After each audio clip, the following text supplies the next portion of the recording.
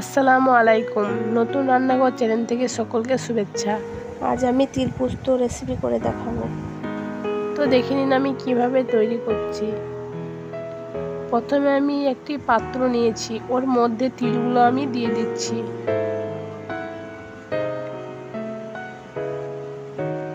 Half cup পরিমাণ মতন আমি জল দিয়ে দিচ্ছি।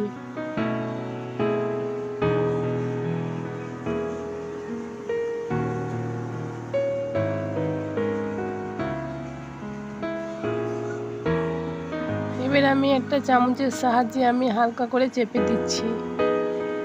10 মিনিট পর্যন্ত আমি ভিজিয়ে রাখবো।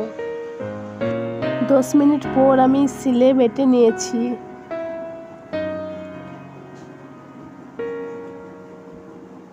এবার আমি গ্যাসের মধ্যে প্যান বসিয়ে দিচ্ছি। প্যানটা গরম হয়ে আসলে ওর মধ্যে আমি 1.5 চামচ পরিমাণ মতন সরষের তেল দিয়ে দিচ্ছি।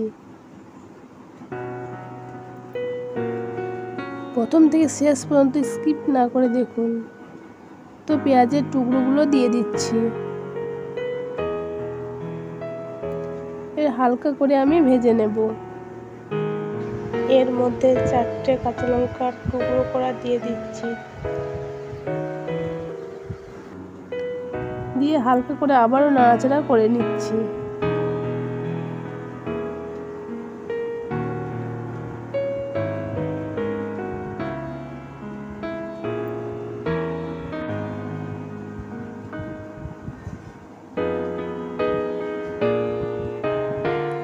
পেস্ট করা তিল দিয়ে দিচ্ছি।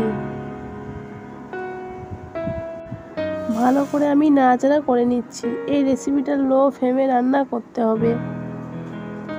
তো এর মধ্যে আমি হাফ চামচ পরিমাণ মতন হলুদের গুঁড়া দিয়ে দিচ্ছি আর পরিমাণ মতন লবণ।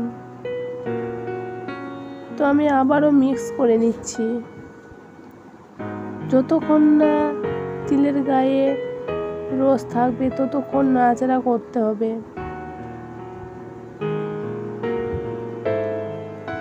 এই রেসিপিটা যদি ভালো লাগে তো লাইক সাবস্ক্রাইব করে দিন। এবার আমি 1 চামচ পরিমাণ মতন জিরে,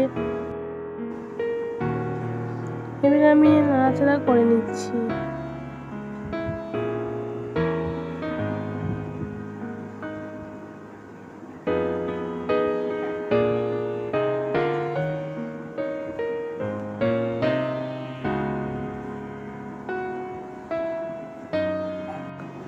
দেখুন রেসিপিটা হয়ে এসেছে।